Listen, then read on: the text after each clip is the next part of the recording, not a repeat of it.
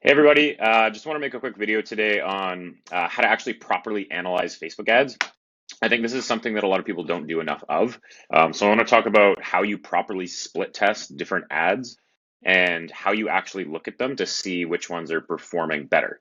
If you do this well, you will save a ton of money because a lot of people just throw out ads out there without testing them, and you have no idea if that's the most optimal copy or image or video or audience. So it's a good idea to split test ads, and then actually I'm going to show you how to quickly look at the data and see, which is performing more optimal. So um, first, let's talk about split testing here. So how to properly actually split test. Usually, if you don't know what split testing is, it just means you're running different versions of ads to figure out which one's going to resonate with your audience better. So the first step in split testing is you want to test the copy, so the text or in the ad. So basically what you do is you'd run three ads with one image or one video. So the same image video to the same audience. Usually you want to do this to a broad audience. And then you would, as you can see, you'd test three of them and you'd see which one performs better. Which one are people clicking on or engaging with more often. Then you know which piece of copy is the best. Sometimes you want to say like the 5 things you need to know when buying your first property versus advice from experts on what you need to know when buying your first property. Like those little changes matter.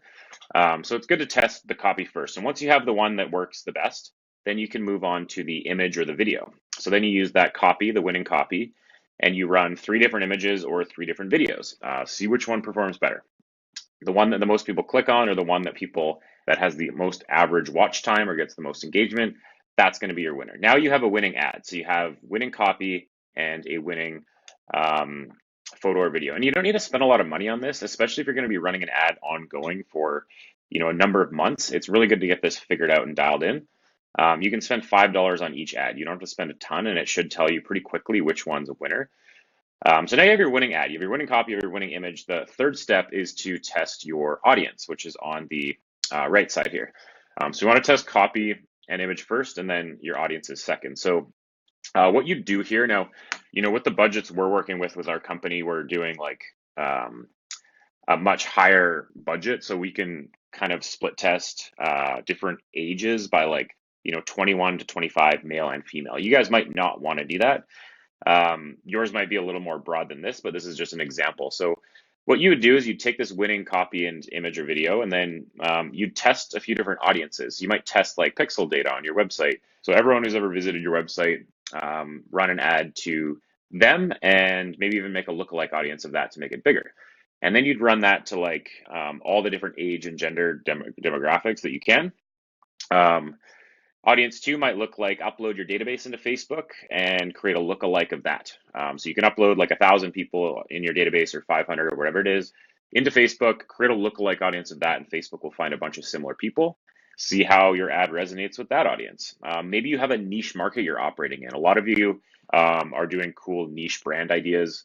If you have a niche brand, test your ad in that audience. Oftentimes, if you do have a niche, it'll work the best in that audience.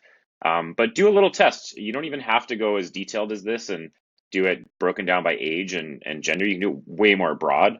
Now, I think it's just a good idea to have some kind of audience split testing to see which resonates. And then once you figure out what's the most successful there, you can start essentially spending a bunch of money if you're getting a return on those ads. So I just want to go over that quickly. And I'm going to show you now how to actually look at the data here and customize your interface. So this is our just one of our ad accounts for some real estate marketing that we've done in the back end of Facebook in the ads manager. Now, what a lot of people don't know is you can actually customize what this looks like. Every ad you run often has a different goal, right? So you can customize your fields, and I have mine customized here, so you can see there's a lot of different fields showing a lot of different data points, okay? So basically you want to set yours up to show you what data is important. And how you do that is you just go on this columns section here and you go down to customize columns. Now, once you do that, Facebook will bring up all of the different data points that it collects on your advertising. So there's a ton of stuff in here, like clicks, cost per click, your click-through rate. It even says how much quality your ad produced. Like if people aren't engaging with your ad, they don't care about it, you'll get a low quality ranking. If they do care about it, you'll get a high quality ranking, and you'll actually, Facebook will start showing it to more people for less money. You can see, like, did you get any page likes or comments or saves, or how much did it cost per engagement versus per click? You can have all your video metrics here, which is like seeing who watched, 3 seconds versus 10 seconds versus 25% or 75%. So you can add all these, and I already have mine customized nicely. But you can add all the things that are important to you to your dashboard, so that you can make sure that you're getting the right data, because it does give you a lot of data back. So then, when you're looking at all your different ads, for example, say these were a bunch of split tested different ads, you can easily look at, okay, well, what was my cost per result on each one of these? You could say, if I have 10 different ads, and my best performing ad would have the lowest cost per click. So if you have one ad that has 6 cents per click and one ad that has 10, obviously the one with 6 cents per click is resonating with your audience much more. You can also see how many clicks you had on the ad itself, as well as link clicks versus unique link clicks. So that's just to make sure you don't have one person clicking on your ad a bunch of times and skewing your data, right? Oftentimes it'll be something like this. You have 72 link clicks and 70 unique link clicks, which means someone was interested enough to click twice, which is not a bad thing. With video, this is where you really see the value, is seeing how long people are watching your videos. So if you want to split test a few different videos, oftentimes silly humor works really well, and people will stay engaged and watch that stuff a bit longer. So you can see, what's the average video watch time versus how many people watched it for only 3 seconds, versus how many watched it for 10. Oftentimes, if people watched it for 10 seconds or more, it means they stopped and took a little bit of interest in it, which is a really good sign. Through plays here is people who've watched your video for 15 seconds or longer, or if your video is shorter than 15 seconds, who watched it all the way through.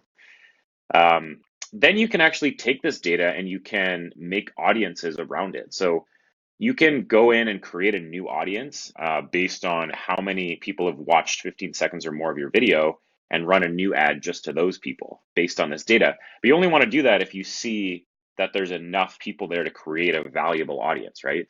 If you go spend $100 on a video ad and you have 450 through plays, that's a lot of people that you could be retargeting with maybe a lead generation ad to capture that interest, right? You don't always want to run a lead generation ad to a cold audience. This is where you can see who your warm audience is, and whether or not you should be running new ads to them. Also, same thing, if you're running like a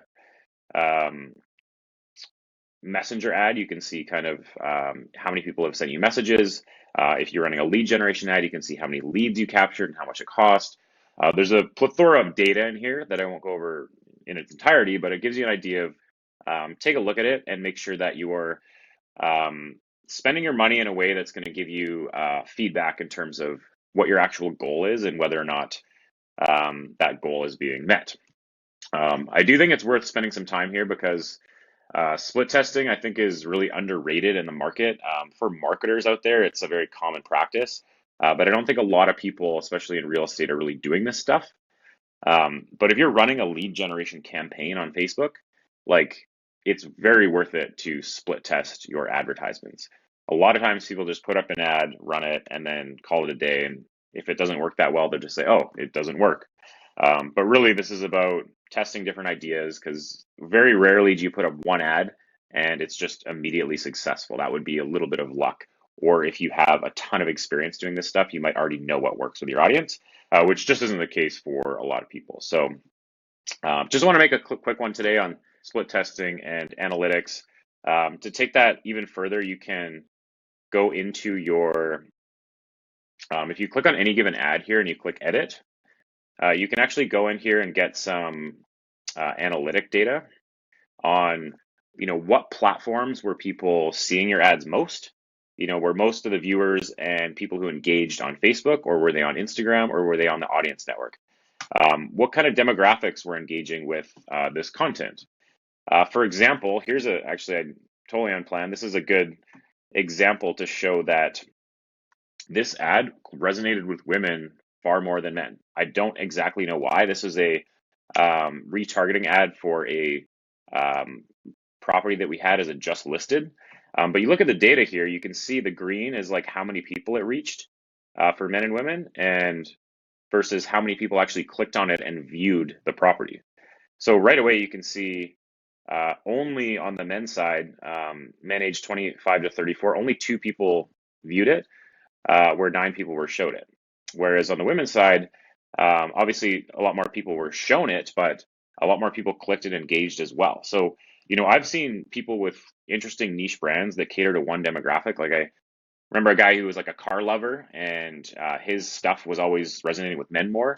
And then a lady who had like a niche where she sells a lot of properties on farmland out in the countryside and spends a lot of time riding horses and promoting her brand that way. And her content was resonating with women. So you can kind of see like, what platforms is your content working well on, and what demographic is it actually resonating with. And that will help you build your audience over time to see, who cares about the stuff you're putting out. Because it's unlikely that everyone, you can just blanket everyone and have success. I think it's good to dive into the numbers a little bit. So that's what I want to show you guys today. As always, follow me on Facebook and on YouTube. It's facebook.com/EricPrestonMarketing. You can search for that, and you will probably find me. Also, feel free to join our group, Social Media Marketing for Realtors.